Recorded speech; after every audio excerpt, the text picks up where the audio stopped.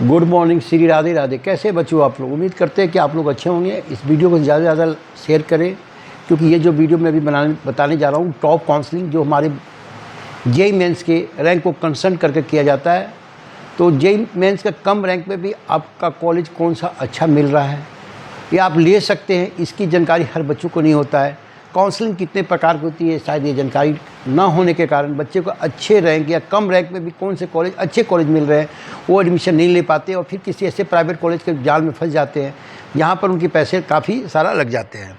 तो मैं बात को आगे न बढ़ाते हुए हर बच्चों को ज़रूर बोलूँगा कि अपने जेई मेंस को कम से कम रैंक पे भी अगर सरकारी कॉलेज में जाना चाहते हैं तो अच्छी तरह से इस वीडियो को सुने और शेयर करें। सबसे पहले जो काउंसलिंग होता है, एक पहला काउंसलिंग है नेशनल लेवल का काउंसलिंग, जो सभी बच्चों को शायद पता है। वो जोसा का काउंसलिंग, जोसा एंड सीसेप काउंसलिंग उसको बोलते हैं। तो जोसा के थ्रू हमें आईआईटी में एडमिशन मिलता है, जोसा के थ्रू हमें एनआईटी में भी एडमिशन मिलता है, ट्रिपल आईटी में मिलता है, जीएफटी में मिलता है। उसके अलावा श्री रामपुर आईएएस श्री रामपुर में भी एडमिशन मिलता है। उसके अलावा जिन बच्चों को आईआईटी में नहीं होता है, उसके बाद सीसेप का 2 राउंड जब होता है तो सीसेप के राउंड में के थ्रू उनको एनआईटी, ट्रिपल आईटी, जीएफटी में एडमिशन हो जाता है। 14 जीएफटी जो कॉलेज, ये तो टॉप काउंसलिंग आपको पता हो गया, नेशनल लेवल काउंसलिंग। दूसरा मैं आपको बताता हूँ जो इंडिविजुअल काउंसलिंग, जो जेई मेंस को रैंक कंसल्ट करते हैं, लेकिन आपको उनके कॉलेज के वेबसाइट के ऊपर में जाकर फॉर्म को भरना है। जेई मेंस को रैंक को कंसल्ट कर रहे हैं, लेकिन बहुत सारे कॉलेज है। अब तब सभी कॉलेज को तो आप फॉर्म भर नहीं सकते हो। तो आप मान लो कि जैसे कि HBTU कानपुर हुआ, या जेपी हुआ, या थापर हुआ, या निरमा हुआ, बहुत सारी यूनिवर्सिटी है, अमेठी हुआ, शारदा यूनिवर्सिटी हुआ। तो जो भी ये इंडिविजुअल काउंसलिंग करते हैं, जेई मेंस के रैंक को कंसल्ट करते हैं। तो आपको मान लेते हैं कि थापर में एडमिशन लेना है, तो आपको क्या करना है कि 2024 का पहले तो थापर की वेबसाइट खोलना है, उसको थापर का 2024 का कटअप चेक करना है।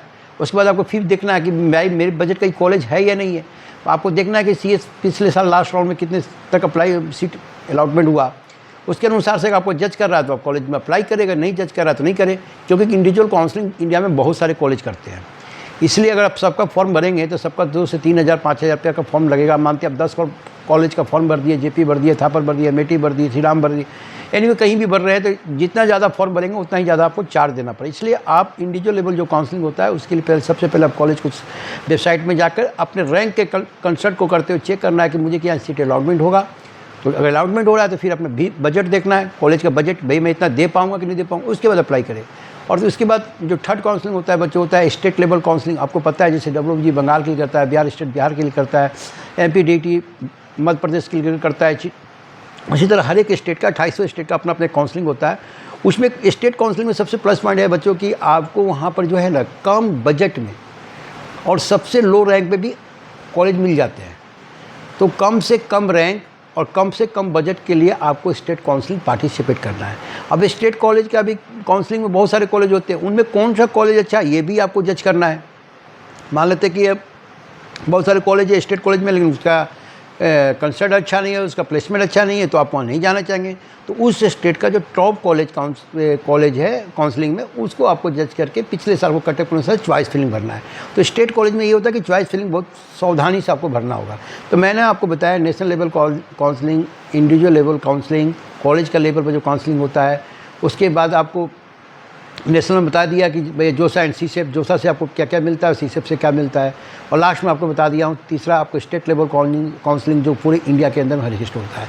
तो इसकी काउंसलिंग का वीडियो बनाने का मकसद है कि बच्चों को काउंसलिंग की जानकारी होना। प्राइवेट कॉलेज में जाने से पहले काफ़ी सोच विचार कर आप कहीं पर भी एडमिशन लें, क्योंकि आपका रुपये काफ़ी परिवार का मेहनत का है। तो ऐसा कोई कॉलेज के भौर जाल में नहीं पड़ जाए जहाँ पर आपको 10 से 15 लाख 20 लाख फीस पड़ जाए और बाद में प्लेसमेंट आपको ना मिले। इसलिए एडमिशन लेने से पहले सावधानी अच्छी तरह से बरतें। हाँ, जेई मेंस का जब रिजल्ट आता है, ध्यान देने वाली बात बच्चों, वहाँ 2 रैंक होता है। एक होता है CR रैंक, आपको पता है, एक होता है कैटेगरी रैंक। तो कैटेगरी रैंक को कहाँ यूज कर सकते हैं और CR रैंक को कहाँ यूज कर सकते हैं, ये भी जानना बहुत ज़रूरी है। तो इन दोनों को लेकर के अलग से मैं एक शॉर्ट बना दूंगा कि कैटेगरी रैंक को कहाँ यूज करते हैं और CR रैंक को कहाँ यूज कर सकते हैं।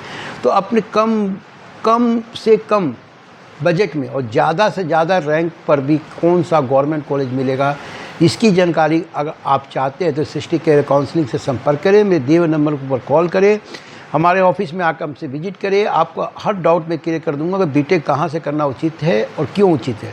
क्योंकि कॉलेजों की कमी नहीं है, इसलिए कोशिश करें कि सरकारी कॉलेज में एडमिशन ले, स्टेट कॉलेज से ही पढ़े।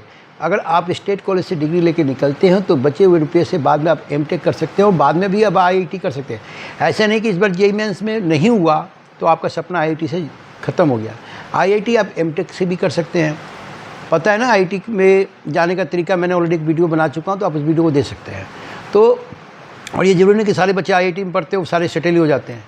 अगर आपके अंदर डिसिप्लिन है तो आप कहीं भी सेटल हो, अनुशासन के साथ कोई अच्छा कॉलेज हो जहाँ पर अच्छा पढ़ाई आया जा रहा है, तो सेटल होना लाइफ में सबके लिए है और कहीं ना कहीं हो ही जाते हैं, बशर्ते एक मार्गदर्शक अच्छा हो। तो मेरा इस चैनल के माध्यम से बहुत सारे दोस्त ने कमेंट किया है कि कॉल करके सर आप वीडियो को एडिटिंग करके क्यों नहीं डालते हैं। भैया मेरे पास कोई बड़ा स्टूडियो में नहीं है कि मैं उसको एडिटिंग करूँ, उस पर गाना लगाऊँ, उसके बैक साइड को प्लेट को मैं जो हूँ अपने घर में खुद बनाता हूँ, खुद ही ऑफिस से डाल देता हूँ। क्योंकि मैं जो भाषा बोलता हूँ प्योर देसी हिंदी बोलता हूँ, तो ज़्यादातर भारतीय लोग को समझ में आ ही जाता होगा।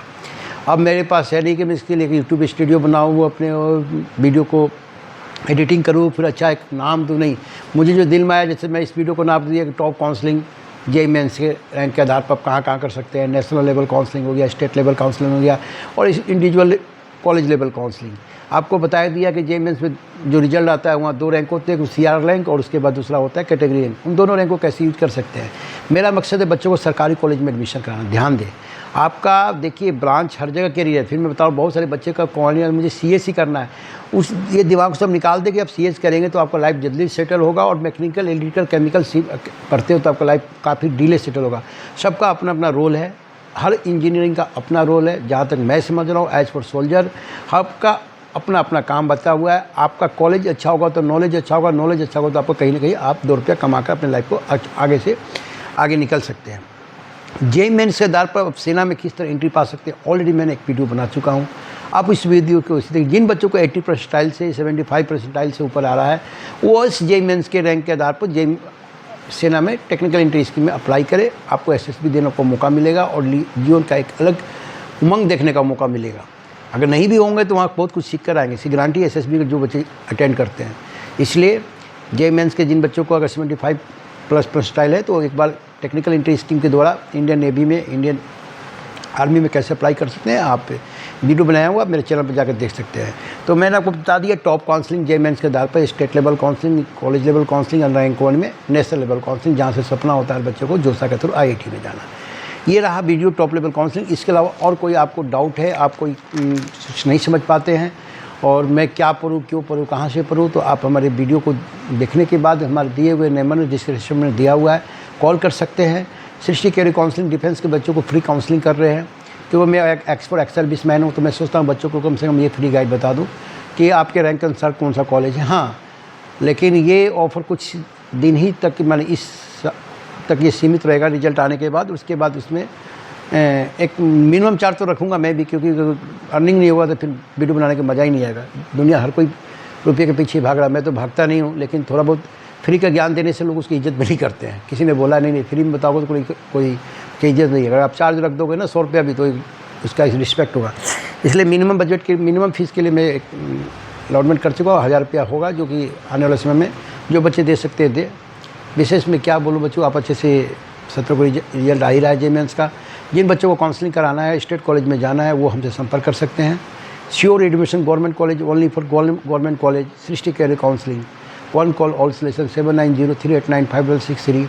चैनल को लाइक करें, सब्सक्राइब करें और ज़्यादा से ज़्यादा बच्चों तक शेयर करें। ये बात को पूछें कि काउंसलिंग कितने प्रकार के होते हैं, टॉप काउंसलिंग कौन कौन सा है। दोबारा बता रहा हूँ, नेशनल लेवल काउंसलिंग जो साइंस से, कॉलेज लेवल काउंसलिंग आपको बता दिया जो हमारे एनसीआर में या बेंगलोर में बहुत सारे कॉलेज हैं उनका कॉलेज लेवल काउंसलिंग एग्जाम्पल, जैसे कि जेपी या थापर। तीसरा मैं आपको बता दें स्टेट लेवल काउंसलिंग, हर एक स्टेट को एग्जाम्पल WBG वेस्ट बंगाल के लिए होता है। उसी तरह HBTU कानपुर जैक दिल्ली के लिए 5 कॉलेज है। उसके बाद GSAP दिल्ली में 2 काउंसलिंग है। MPDT मध्य प्रदेश के लिए इस टाइप का टॉप काउंसलिंग है। तो आप इन कॉलेज में पार्टिसिपेट करके कम से कम रैंक पर कैसे गवर्नमेंट कॉलेज पा सकते हैं, इसके लिए आप सृष्टि कैरियर काउंसलिंग 100%। जय हिंद, जय भारत। दोबारा बोल रहा हूँ, चैनल को लाइक करो, सब्सक्राइब करो, शेयर करो। और इफ़ यू ओनली अगर रैंक को लेकर कोई डाउट है कि सर मेरा रैंक 10 से 12 लाख चला गया, तो 10 से 12 लाख में भी गवर्नमेंट कॉलेज में एडमिशन होता है। 13 लाख तक भी, 14 लाख भी होता है। इसके लिए आप सृष्टि कैरियर काउंसलिंग का जो वीडियो बनाया उसको देखें। 10 से 12 लाख पर NIT में भी एडमिशन होता है। अगर आप वेबसाइट में जाकर देखें, मैं गलत बोल रहा हूँ, कैसे होता है उसी से राउंड में जो चलता है तो उसमें लक होता है तो किसी कॉलेज मिल जाता है। तो ये नहीं कि आपको 10 लाख रैंक आ गया तो पर NIT नहीं होगा, वहाँ भी NIT 10 लाख रैंक तक भी जाता है। तो चैनल को दोबारा बोल रहे हैं बच्चों, कम से कम शेयर करो, सब्सक्राइबर को बढ़ाओ।